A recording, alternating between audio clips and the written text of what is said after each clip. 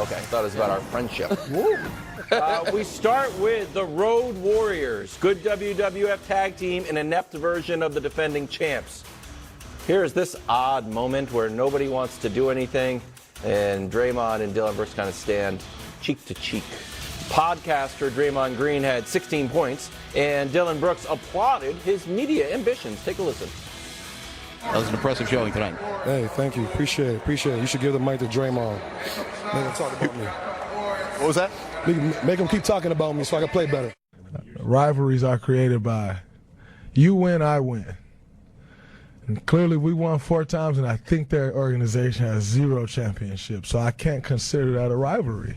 So when you say win, you ain't talking about in March. You're talking about... I mean, anybody can win in March. Anybody can win in March. What that mean? I have a hard time getting out of my bed in March. What's the game in March mean? I mean, college basketball. Yeah. A significant amount. Are the Warriors officially done, Nick? Oh, they're clearly done. And I don't know how at this point anybody could deny it. And Draymond can talk about the unimportance of March basketball games, but his team's not going to be playing games past April, past potentially early April if they don't play better in March. So the Warriors have been telling us, Rick, all year long, they're a bad team. You know what? They've been telling us all year long they are the definition of a mediocre team. After 20 games, they were 10-10. After 40 games, they were 20-20. After 60 games, they were 30-30. And I understand Draymond's feeling that, March, what does March mean to us? Well, when you're the 1 seed, nothing. When you are hanging on to staying out of the play-in by tiebreakers, it means quite a bit. And if you look at their next 8 games, this Warriors team, which is 1 loss clear of being in the play-in, I don't know how anybody can think that they are safely ensconced in the playoffs. They have 3 home games in their next 8. They're against Phoenix, Milwaukee, and Philly. They could lose all 3. Yeah. And the road games, I don't care who they're playing. They can lose all of them because they are... The Rockets? Well, the Rockets have 6 road wins this year. The Warriors have 7. So, and that game obviously is in Houston. So I understand, Rick, that Draymond is holding on to the 4 titles, which he's allowed to, and it's all he has to hold on to. But the Warriors right now, still in Vegas, are considered a title contender, 5th best odds. They are far from it. They are so much more likely to miss the postseason entirely for the 3rd time in 4 years than they are to be playing in the conference finals, let alone the NBA finals, or win a title. They are not officially dead. They might be on life support. They might be in a coma. But if your Lakers have a chance of making some noise, the same thing can be said about the Golden State Warriors, because the Lakers are pretty much a 500 team and have told us that they were that, or worse, for the better part of the season. Now, if we're putting everything together right now, I like the Lakers' Of course you do. chances more than I like the Golden State Warriors. But the reason that everybody's hanging on to the Warriors could still be a threat in spite of what we've seen is because we saw the exact same thing last year. From January on, they were a 500 team. The distinction is they demonstrated early on what they were capable of being. And this iteration of the Warriors has not demonstrated that. So I'm not about to go to the mat for the Warriors and say that they are still a threat to win a title. I've been saying all year that the worm has finally turned. And when you have Ty Jerome and Anthony Lamb, 2 two-way players, 2 G League players essentially, playing meaningful minutes, and your bench is not the same, and Klay Thompson, while back and scoring well, is not the same player.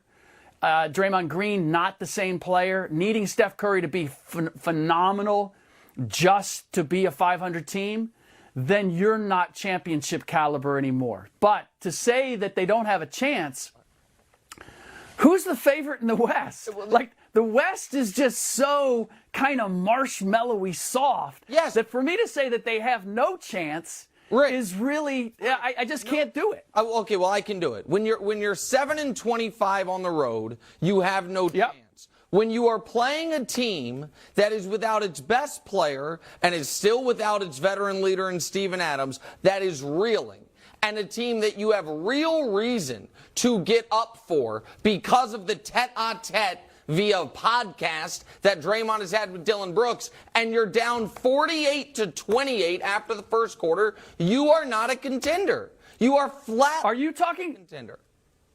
Wait a minute. When you said that they lost to a team missing its best player, were you talking about the Lakers or the Warriors? Because if I'm not mistaken, the Lakers just lost to that same Memphis Grizzlies team without Ja Morant. I understand. If I'm not mistaken. I understand that you want to have a Lakers conversation, and we're going to have. No. I need to. I'm talking about the. I'm just helping Warriors, who are right now have the third worst team in the league on the road, who are right now have the fifth toughest schedule remaining in basketball, and despite the fact that Steph Curry is having an exceptional season, when he's playing or when he's not playing, they have shown us who they are. So I'm not buying that they can flip a switch, and I honestly think at this point, Wilds, you aren't either. Well, there was a play last night. It was on Reddit. It was a loose ball, and Clay doesn't go after it. Draymond's a little bit far away. Hubs, if we can run that.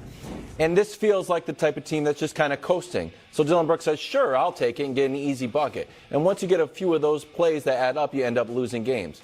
So then I went back and I'm like, man, it seems like they're coasting. And I typed in like Warriors coasting. And this quote came up. Human nature, where we're at, to be ready for the regular season to end. Talking 82 games, we get bored with that after a while. That was Draymond, April 2016. This was at the shop. Remember, he said, I can't get up for Sacramento. How'd that year end?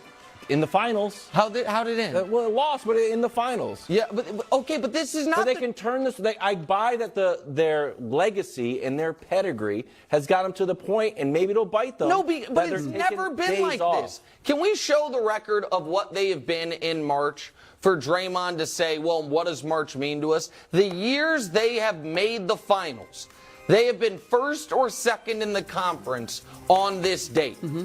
This year, they are tied for sixth, which is also actually tied for their 5, 6, 7, 8 is basically all in the same spot right now. The idea that this is at all, you know what this is similar to? The year 2 years ago when LeBron eliminated them in the play-in, or actually, no, the Grizzlies eliminated them in the play-in after LeBron beat them in the play-in. Like, the idea that they can, we have no evidence, Rick, that the Warriors can be mediocre in the regular season and go on a playoff run. They've never done it. Wait a minute. Yeah, but the one element that you're not taking into consideration is that their biggest issue is at the defensive end. Is that fair to say? That's where all their problems are. That's why they're not a good team on the road. Who are the two players that they are missing that they could still get back? Oh, you're going to any day now. Payton the second, who hasn't played for them this year. No, Wiggins.